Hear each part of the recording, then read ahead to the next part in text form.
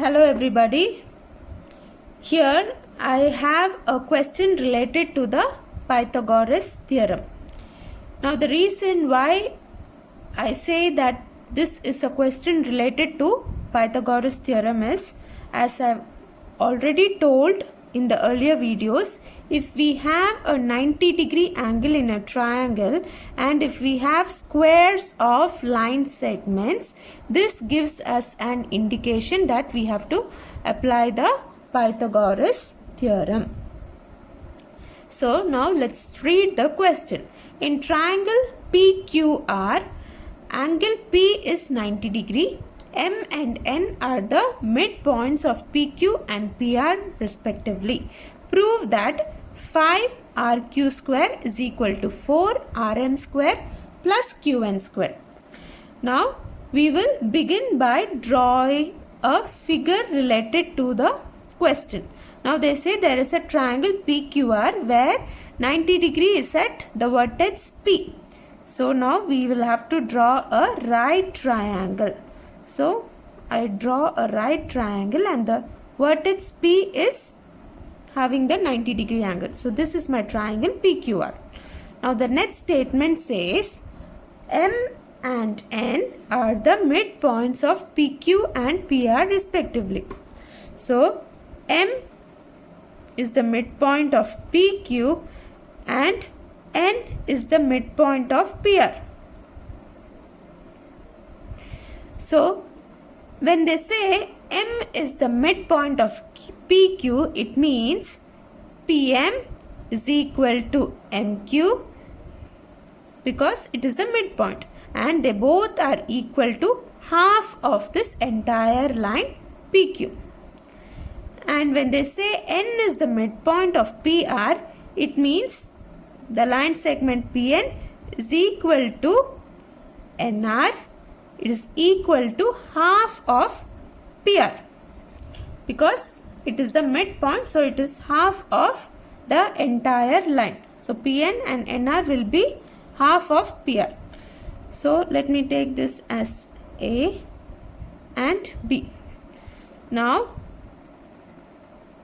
so much is given in the question. Now we have to prove that. So to prove that 5RQ square is equal to 4RM square plus QN square. So this is what we have to prove. Now as I have told you in the earlier videos, whenever we are doing any question related to the application of Pythagoras theorem, we will have to identify how many right triangles are there in the figure. Now let us check what we have to prove and let us check whether there are all the line segments mentioned in the to prove that part. So I have the line segment RQ already in the figure and RM. I don't have a line segment RM. So I will have to join the vertex R and M and form that line segment. Now I have the line segment RM in my figure. And now QN. I don't have the line segment QN. So I will have to join Q and N. So now I have the line segment QN also. Now all the line segments given in the to prove that part is present in our figure. Now it is time for us to find out how many right triangles are there in the figure.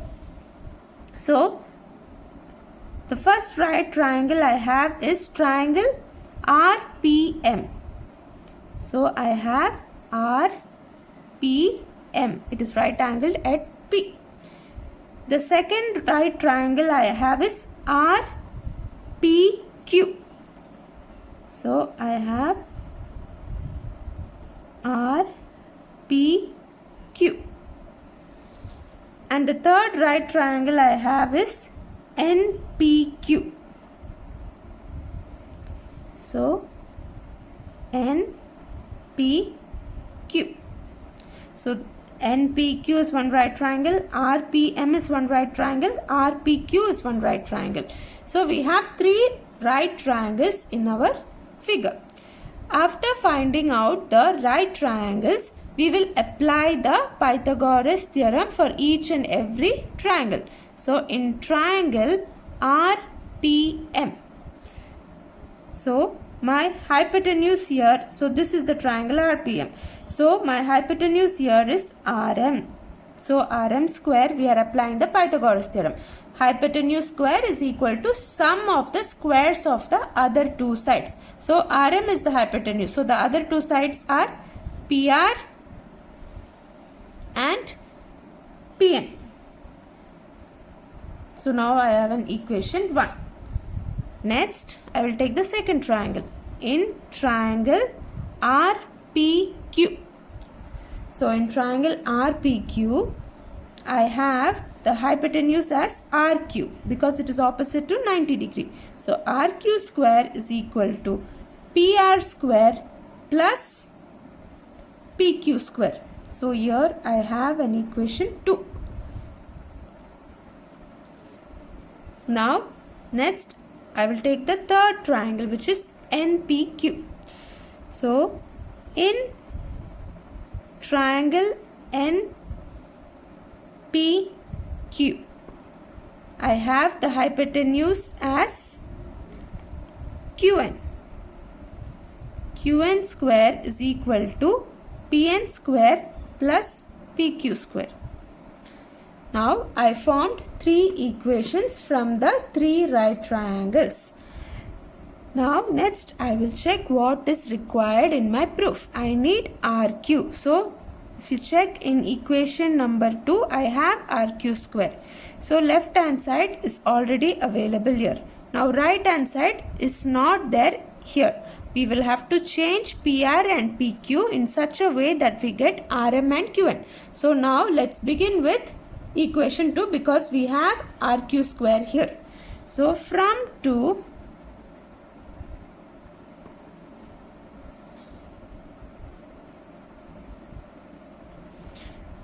RQ square is equal to PR square plus PQ square.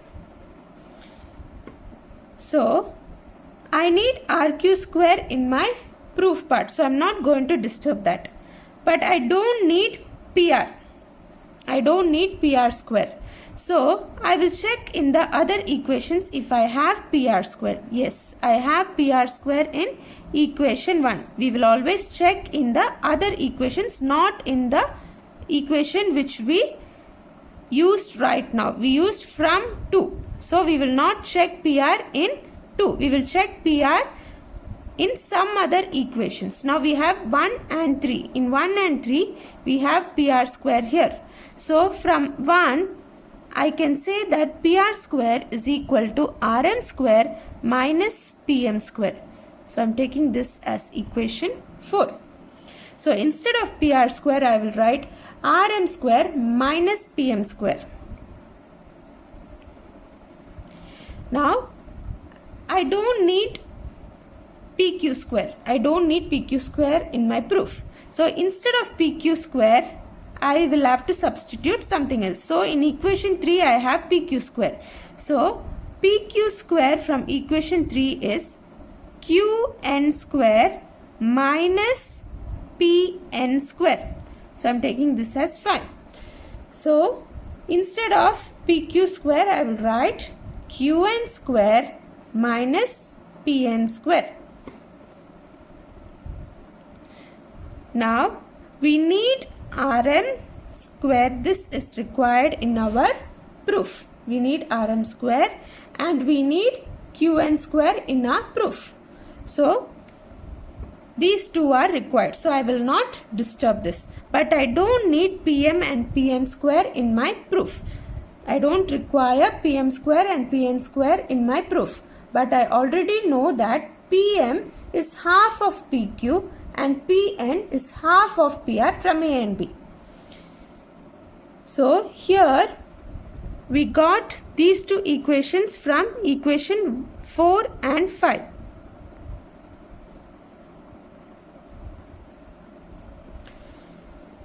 Now I will not change this, but I will change PM as half of PQ. from A and Pn as half of Pr from B.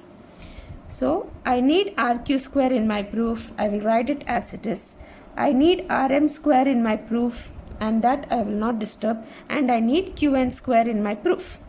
Now instead of Pm, I will write half PQ, and instead of Pn, I will write half PR.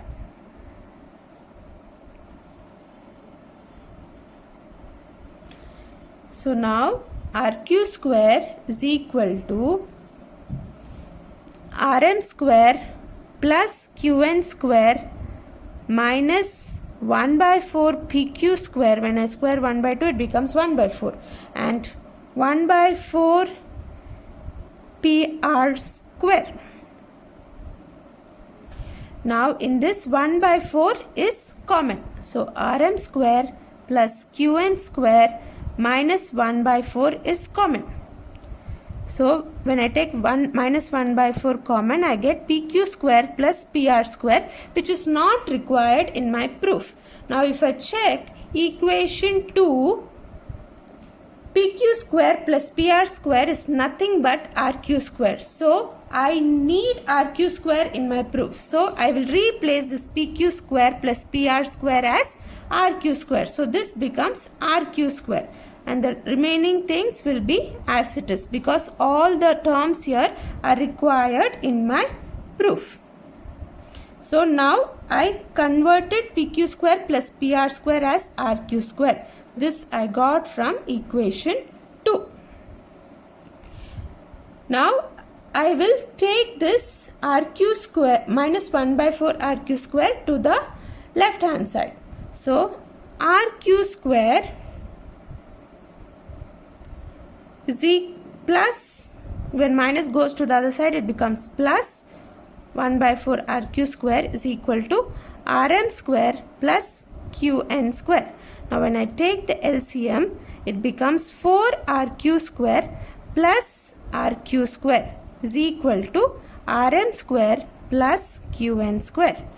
Now 4 RQ square plus RQ square gives me 5 RQ square, and 4 goes to the other side. When 4 goes to the other side, division will become multiplication with the term present in the right hand side. So we have 2 terms in the right hand side.